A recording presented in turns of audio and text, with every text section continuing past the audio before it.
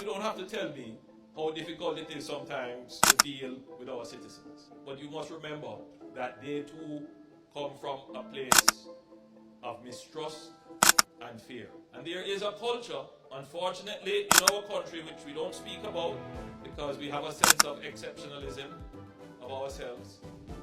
But the truth is, we resist authority. So the police is coming to the citizen with the notion that their authority must automatically be accepted and respected because I wear the uniform. And the citizen is coming to the interaction with the police that historically these persons have been oppressive and unfair and unjust, and I am going to resist and defend my rights. Immediately, there is the setup for a confrontation in the society. This cannot continue as we seek to modernize our society. There must be a watershed period where this ends. In the same way that we have been able to end political violence and we are now getting on top of murders, the police force must now lead in dealing with how we manage police-citizen interaction.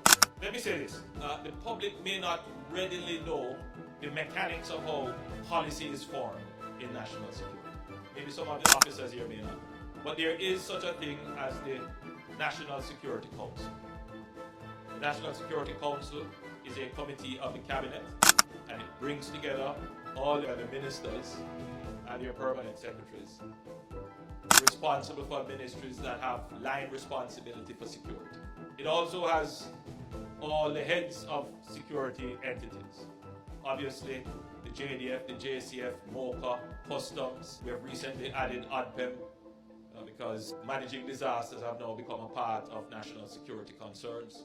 And we meet once every month and we discuss the interconnectivity of all of these entities for national security. And high on the agenda, repeated on the agenda, I've raised it several times to the Commissioner of Police, is the uncivil interactions between citizens and the police force. I've seen it so often, it's shared on social media. It makes the country look bad, damaging to our image.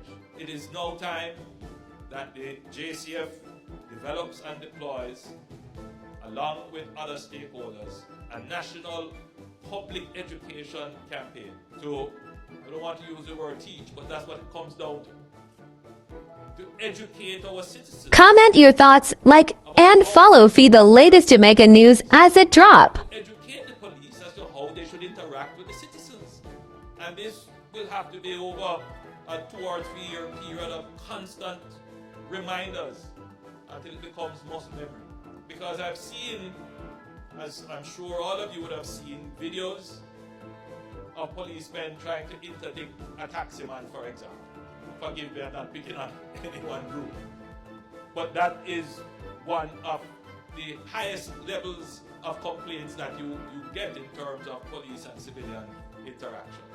Or a vendor in a marketplace, or a traffic stop. And what should be a simple matter escalates into a confrontation. I have had so many letters written to me, and I've spoken on this before. One in particular of a young lady who had an interaction with the police where she didn't see that the police was stopping her. The police pursued her. She panicked. She eventually stopped. And this is a young lady driving at night. She's alone. And the officers came out. And you can just imagine the colorful fabrics that were described to her. I have had letters written to me about 2 young men driving home.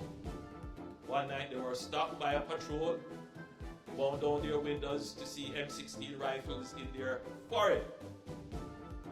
And not criminals, they're not being threatened that they could be shot right now and nothing would come out of it. These are things that our citizens experience on a daily basis. I'm sure all of you here who are about to be promoted, these are not things that you tolerate, but you will be leading the men and women who sometimes do these things.